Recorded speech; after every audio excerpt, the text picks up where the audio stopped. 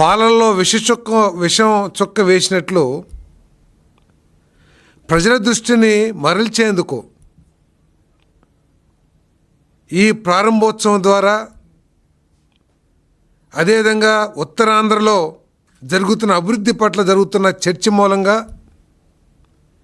కూటమి ప్రభుత్వానికి, ఆ ప్రభుత్వ నాయకుడు చంద్రబాబు నాయుడు గారికి ఎక్కడ పేరు వస్తుందో అనే దుగ్ధతో దిగజారిన రాజకీయానికి ఒడిగడుతున్నాడు జగన్మోహన్ రెడ్డి గారు అని చెప్పేసి మనం చేస్తా ఉన్నాను.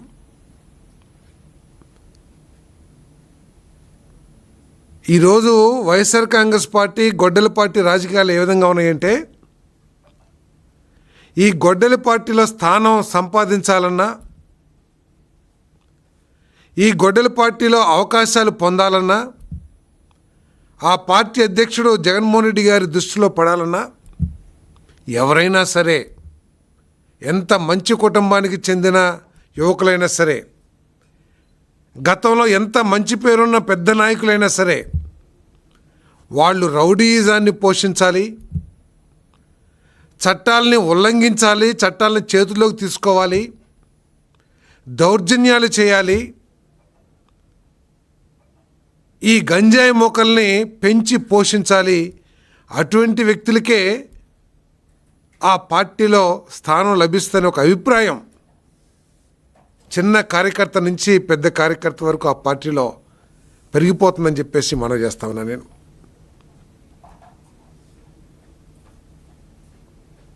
చాలా బాధాకరం.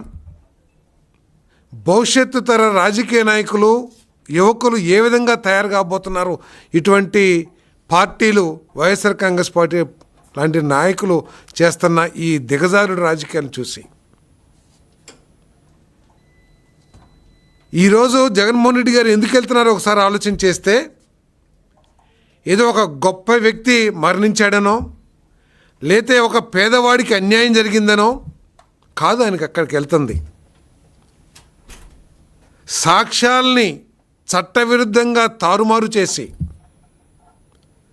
ఒక పేద వ్యక్తి మరణానికి కారణమైన వ్యక్తిని, యువకుడిని తప్పించడానికి ప్రయత్నం చేసిన వ్యక్తిని అరెస్ట్ చేస్తే చట్ట ప్రకారం ఆయన్ని పరామర్శించడానికి జగన్మోహన్ రెడ్డి గారు వెళ్తామంటే ప్రజలందరూ కూడా ఆలోచించాలి.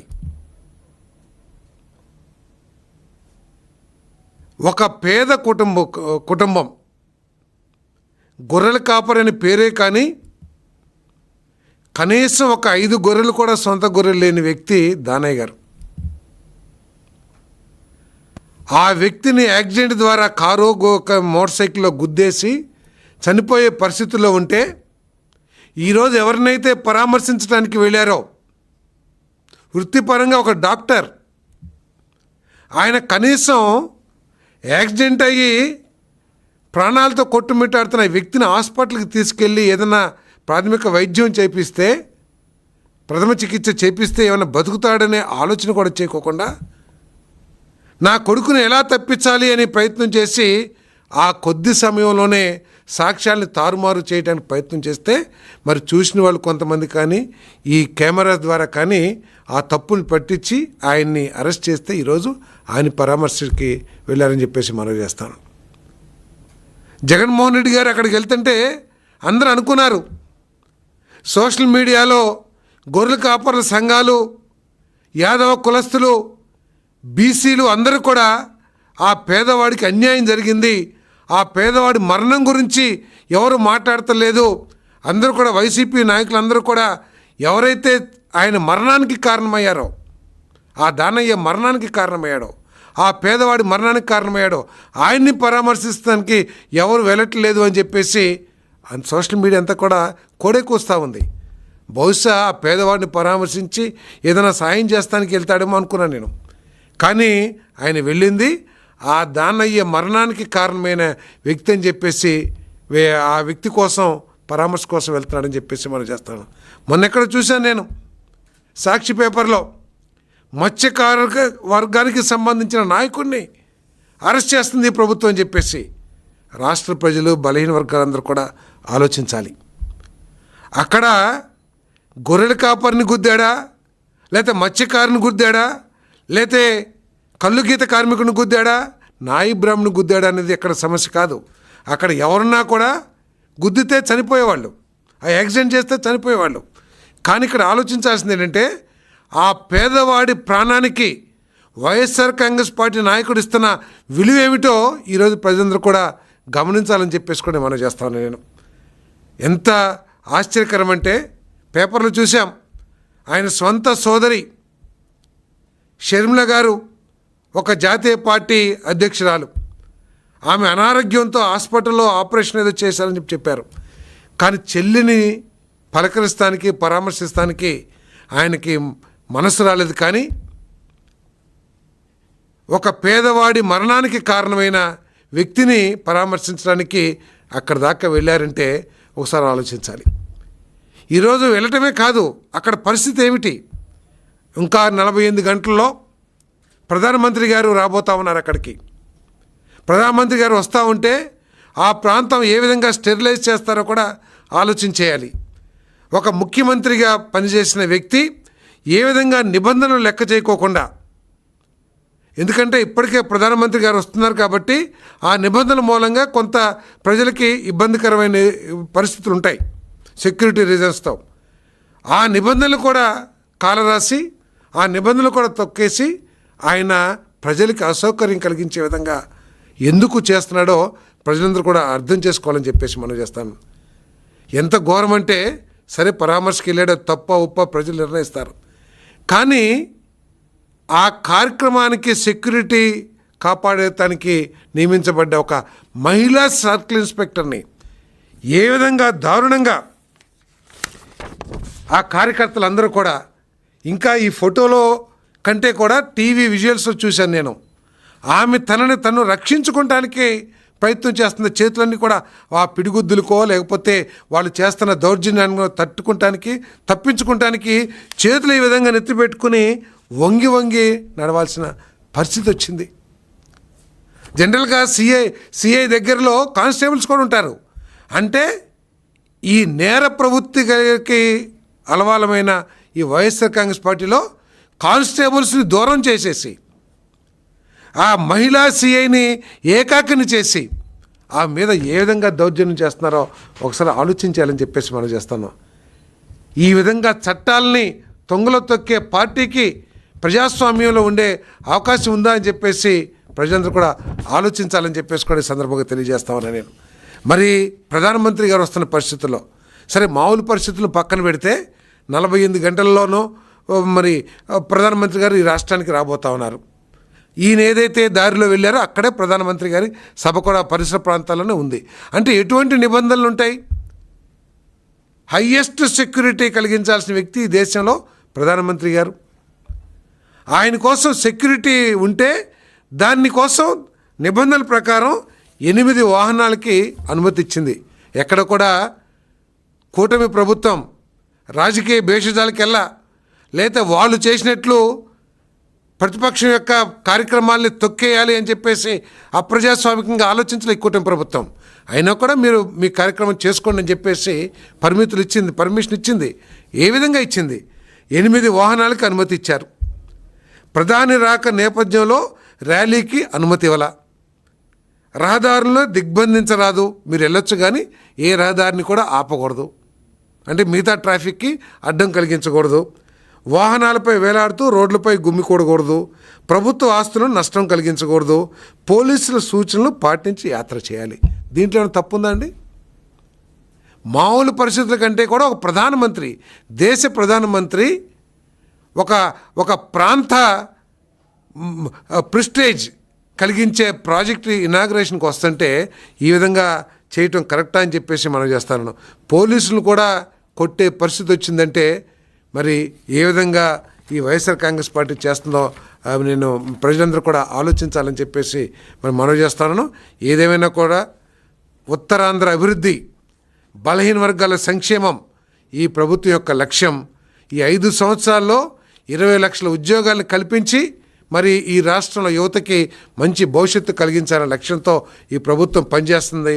ప్రజలందరూ కూడా ఈరోజు తల్లిదండ్రులందరూ కూడా భయపడుతున్నారు. వైఎస్ఆర్ కాంగ్రెస్ పార్టీ కార్యక్రమాలకు వెళ్ళే యువత తల్లిదండ్రులు అందరూ కూడా మదన పడుతూ ఉన్నారు. ఆ పార్టీలో ఉన్న వాతావరణానికి ఇన్ఫ్లుయెన్స్ అయ్యి మా పిల్లలు ఎటువంటి తప్పుదారిలో నడుస్తారో అని చెప్పేసి ఈరోజు తల్లిదండ్రులు అందరూ కూడా భయపడుతున్నారు ఆ పార్టీ కార్యక్రమాలకు వెళ్ళే యువకులు తల్లిదండ్రులు అందరూ కూడా. కాబట్టి ఇటువంటి దిగజారు రాజకీయాల్ని మానుకోవాలని చెప్పేసి నేను మరి వైఎస్ఆర్సీపీకి నేను గట్టిగా తెలియజేస్తానని చెప్పేసి నేను మనవి చేస్తా ఉన్నాను.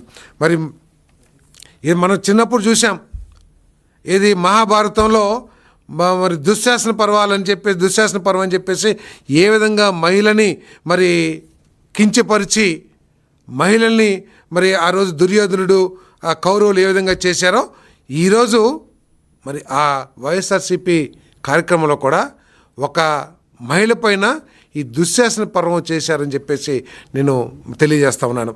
మరీ ఆటవికంగా మహిళని కూడా చూడుకోకుండా ఆఖరికి ఒక ప్రముఖ నాయకుడు కుమారుడు రామ్ మనోహర్ కూడా మరి ఆ మహిళా ఎస్ఐ మీద దౌర్జన్యం చేశాడంటే ఆ మహిళా ఎస్ఐని మహిళలంటే కూడా గౌరవం లేదు వీళ్ళకి. ఎస్ఐ సిఐ పక్కన పెడితే మహిళలంటే కూడా గౌరవం లేదని చెప్పేసి ఈ కార్యక్రమం ద్వారా చాలా స్పష్టంగా అర్థమవుతుందని చెప్పేసి కూడా ఈ సందర్భంగా తెలియజేస్తాను. దీనిని ప్రజలందరూ కూడా చట్టాలని గౌరవించే ప్రజాస్వామ్యాన్ని గౌరవించే ప్రతి పౌరుడు కూడా ఈ వైఎస్ఆర్సీపీ చేస్తున్న కార్యక్రమాల పట్ల మరి దీన్ని ఖండించాలని చెప్పేసి కూడా నేను తెలియజేస్తానని చెప్పేసి సెలవు తీసుకుంటున్నాను. ఏ విధంగా మహిళా ఎస్ఐని దౌర్జన్యం చేస్తున్నారో మహిళ తనని తాను కాపాడటానికి ఏ విధంగా ప్రయత్నం చేసుకుంటుందో ఒక్కసారి మీరందరూ కూడా ప్రజలందరూ కూడా చూడాల్సిన అవసరం ఉందని చెప్పేసి కూడా మనం చేస్తా ఉన్నాను. ప్రజల మాన ప్రాణాలు కాపాడాల్సిన పోలీసులే తమను తాము కాపాడుకోవాల్సిన పరిస్థితిని వైసీపీ వాళ్ళు తీసుకొస్తున్నారంటే ఎటువంటి పార్టీ కూడా ఒకసారి ఆలోచించేయాలి.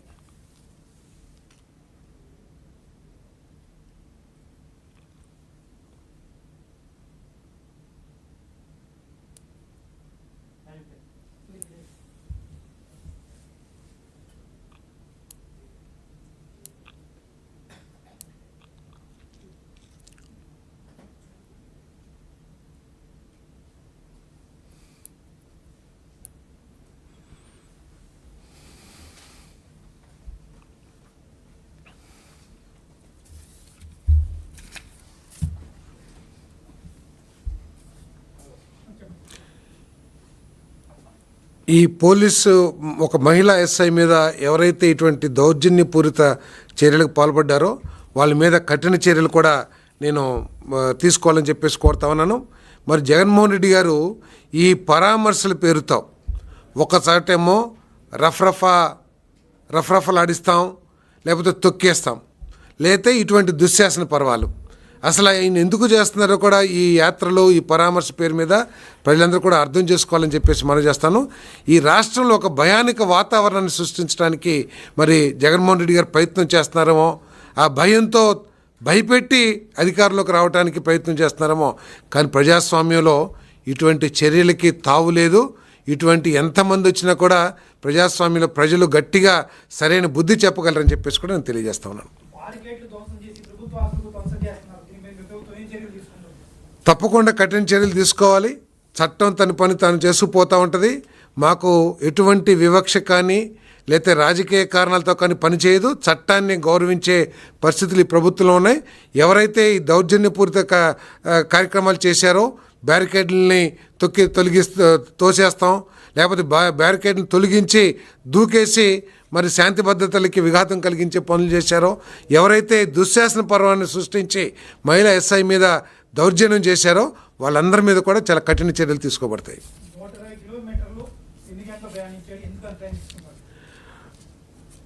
మనం 2 సంవత్సరాల నుంచి కూడా చూస్తూ ఉన్నాం. ఆయన చేసిన యాత్రలు ఎక్కడికంటే తెనాలిలో గంజాయి బ్యాచ్ని గంజాయి సేవించి సమాజానికి కీడు సృష్టించే 2 వ్యక్తుల్ని పోలీసులు చర్యలు తీసుకుంటే అతన్ని పరామర్శించడానికి ఒక పెద్ద ర్యాలీ పెట్టారు. అదేవిధంగా రైతు పరామర్శ పేరు మీద నిమ్మకాయని మనం కార్లు ఎదురుగుండేది పూజకి సందర్భంగా ఏ విధంగా అయితే తొక్కిస్తామో, ఒక పేదవాడి తలకాయ మీద నుంచి కారు వెళ్ళినా కూడా కనీసం పట్టించుకోకుండా చనిపోయిన తర్వాత కూడా ఆయన పరామర్శిస్తానికి కూడా వెళ్ళకోకుండా ఒక గంటలు మరి ర్యాలీ ఏ విధంగా నిర్వహించారో మనం చూసాం. అదేవిధంగా ఈరోజు 120 కిలోమీటర్లు నిజంగా పరామర్శే ఆయన ఉద్దేశం అయితే 120 కిలోమీటర్ల నేషనల్ హైవే మీద కేవలం గంటన్నరలో మనం ప్రయాణం చేయొచ్చు. కానీ ఆయనకు కావాల్సింది పరామర్శ కాదు, అక్కడ ఒక విధ్వంసం సృష్టించబడాలి, అక్కడ ఒక భయానక వాతావరణం సృష్టించబడాలి. ఆ భయానక వాతావరణం, ఆ విధ్వంసాన్ని ప్రజలు చెప్పుకుంటూ ఈ ప్రధానమంత్రి గారు లేకపోతే ఉత్తరాంధ్రలో జరిగిన అభివృద్ధి నుంచి ప్రజల దృష్టిని మరల్చాలి. ఆ ఉద్దేశంతో 6 గంటలు ప్రయాణం చేశారంటే ప్రజలందరూ కూడా అర్థం చేసుకోండి, ఇదేనా పరామర్శ చేసే విధానం అని చెప్పేసి నేను ప్రశ్నిస్తా ఉన్నాను. ఆటం కలిగించాలని, అంతేకాకుండా ప్రధానమంత్రి గారు చేసే మంచి పని నుంచి ఈ రాష్ట్రానికి ఉపయోగపడే గొప్ప కార్యక్రమం రేపు ఏదైతే శంకుస్థాపన ప్రారంభోత్సవాలు దాదాపు 17,000 కోట్లు పైబడి మరి ఇన్ఫ్రాస్ట్రక్చర్ పవర్ గ్రిడ్ ద్వారా కానివ్వండి, నేషనల్ హైవేస్ ద్వారా కానివ్వండి శంకుస్థాపనలో జాతికి అంకించే కార్యక్రమం, అదేవిధంగా ఉత్తరాంధ్ర యువకులకి స్కిల్స్ నేర్పించి ఏదైతే అభివృద్ధి జరగబోతోందో వైజాగ్లో అనేక పెట్టుబడులు వస్తున్నాయి, వారికి అవసరమైన ఆ ఇండస్ట్రీకి అవసరమైన స్కిల్స్ని నేర్పించే ఒక స్కిల్ ఇన్స్టిట్యూట్ని, అదేవిధంగా ఎడ్యుసిటీని, ఏవియేషన్ యూనివర్సిటీని, ఇంత గొప్ప కార్యక్రమాలు ఏదైతే ప్రారంభం కాబోతున్నాయో వాటి నుంచి దృష్టి మరల్చడానికి ఈ కార్యక్రమం అంతా చేస్తున్నాడని చెప్పేసి మనం చేస్తాను. నిజంగా ఆయనకి పరామర్శ అయితే, ఒక బాధ్యత కలిగిన రాజకీయ నాయకుడు అయితే 2 రోజుల తర్వాతే వెళ్ళొచ్చు. నిన్నేమో అరెస్ట్ అయ్యి ఆయన తండ్రి అరెస్ట్ అయ్యాడు, కొడుకు రిలీజ్ అయ్యాడు. కాబట్టి 2 రోజుల తర్వాత అయినా సరే ప్రధానమంత్రి గారి ప్రోగ్రాం అయిపోయిన తర్వాత అయినా సరే అటెండ్ కావచ్చు. కానీ ఆయన లక్ష్యం పరామర్శ కాదు, అక్కడ ఉన్న పరిస్థితుల్ని, ఆనందకరమైన పరిస్థితుల్ని భగ్నం చేయటమే లక్ష్యంగా ఈ పరామర్శ పెట్టుకోవడని చెప్పేసి మనం చేస్తాం. సార్, చిన్నపిల్లోడు అంటే 5 సంవత్సరాల బాలుడా, లేకపోతే 6 సంవత్సరాల బాలుడా, లేకపోతే 10 సంవత్సరాల బాలుడా? 18 సంవత్సరాలు నిండిన వ్యక్తి ఏదైనా తప్పు చేస్తే చట్టానికి వ్యతిరేకంగా యాక్సిడెంట్ చేస్తే సరే, యాక్సిడెంట్ తప్ప ఒప్ప పక్కన పెడదాం, యాక్సిడెంట్ జరిగింది, చట్ట ప్రకారం చర్యలు తీసుకుంటారు.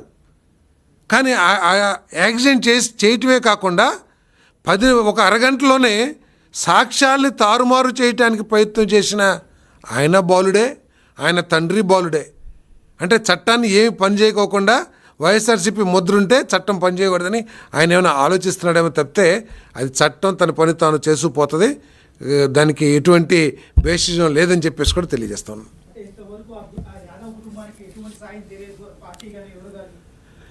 చాలా ఆశ్చర్యకరం. ఏ రాజకీయ అంటే యాక్సిడెంట్ జరుగుతాయి చాలా చోట్ల, దురదృష్టకరం, మరణిస్తూ ఉంటారు, అందరినీ పరామర్శిస్తారంటే పరామర్శించకపోవచ్చు. కానీ వైఎస్ఆర్సీపీ సృష్టించిన బీభత్సం ఏదైతే ఉందో, లేదా వైఎస్ఆర్సీపీ సృష్టించిన ఈ సాక్ష్యాలను తారుమారు చేసే కార్యక్రమం ఏదుందో అది రాజకీయ పుంజుకొని ఈరోజు ఆ పేద కుటుంబాన్ని ఎవరు కనీసం పరామర్శించి ఆ కుటుంబం ఏమవుతుందని కూడా ఆలోచించాల. వైఎస్ఆర్సీపీ నాయకులందరూ కూడా బారులు తీరుతున్నారు. ఏం చేశారని? అప్పలరాజు గారు మాజీ మంత్రి గారు అంటే ఆయన గొప్పవాడు కాబట్టి పేదవాడి ప్రాణానికి విలువ లేదా? కనీసం సరే మీ నాయకుడిని పరామర్శించారు. కనీసం ఏ ఒక్క నాయకుడైనా సరే సోషల్ మీడియాలో చక్కర్లు కొడతా ఉంది, సోషల్ మీడియా అంతా కోడెక్కువస్తూ ఉంది. ఆ పేదవాడిని కనీసం ఎవరు పట్టించుకుంటలేదు, ఆ గొర్రెల కాపురం అని చెప్పేసి. కనీసం వెళ్ళేసి ఆ కుటుంబం ఏమైపోతుంది, ఆ పరిస్థితి ఏంటని ఒక్క వైఎస్ఆర్సీపీ నాయకుడైనా సరే పరామర్శించాడా? కనీసం జగన్మోహన్ రెడ్డి అయినా పంపించాడా వాళ్ళ పార్టీ నాయకుల్ని పరామర్శించడామని చెప్పేసి. ఇక్కడ కులం కాదు సమస్య, పేదవాడి ప్రాణానికి వైఎస్ఆర్సీపీ పార్టీ ఇస్తున్న విలువ ఏమిటో ప్రజలందరూ కూడా అర్థం చేసుకోవాలి. ఈరోజు గొర్రెల కాపురు అయ్యాడు, రేపు కల్లుగీత కార్మికుడు కావచ్చు, లేదా ఎల్లుడు మత్స్యకారుడు కావచ్చు, తర్వాత ఇంకొకరు కావచ్చు. కానీ పేదవాడి ప్రాణానికి వైసీపీ ఇస్తున్న విలువ ఏంటో ఈ చర్య ద్వారా అర్థమైందని చెప్పేసి మనం చేస్తాం. తప్పకోకుండా అండి, ముఖ్యమంత్రి గారు ఎప్పుడో స్పందించారు. ఎవరు స్పందించక ముందు ముఖ్యమంత్రి గారు స్పందించి కఠిన చర్యలు తీసుకోవాలంటమే కాకుండా తెలుగుదేశం పార్టీ నుంచి 10 లక్షల సహాయాన్ని కూడా మరి ఆ కుటుంబానికి అనౌన్స్ చేశారు. అంతేకాకుండా తెలుగుదేశం పార్టీ తరపున తెలుగుదేశం పార్టీ నాయకులు కూడా వెళ్ళి వారికి ఆర్థిక సాయం చేశారు. అంతేకాకుండా అక్కడ శాసనసభ్యురాలు కూడా మరి ఆ కుటుంబానికి నిలువ నీడలేదు. ఏ రోజు బియ్యం ఆ రోజు కొనుక్కొచ్చుకునే కుటుంబం ఆ కుటుంబం. ఆ ఎమ్మెల్యే గారు కూడా హామీ ఇచ్చారు, ఎక్కడో చోట ఒక ఇంటి స్థలం తీసి మరి హౌసింగ్ డిపార్ట్మెంట్ తరపున ఇల్లు కూడా నిర్మించి వాళ్ళకి ఒక గృహాన్ని కూడా ఏర్పాటు చేస్తామని చెప్పేసి కూడా మరి తెలుగుదేశం పార్టీ తరపున హామీ కూడా ఇవ్వటం జరిగింది. ప్రభుత్వ పరంగా ఇస్తాం, అవసరం వస్తే సొంతంగా అయినా సరే మన గొర్రెల కాపరికి ఇల్లు ఏర్పాటు చేస్తామని చెప్పేసి కూడా తెలియజేస్తాం.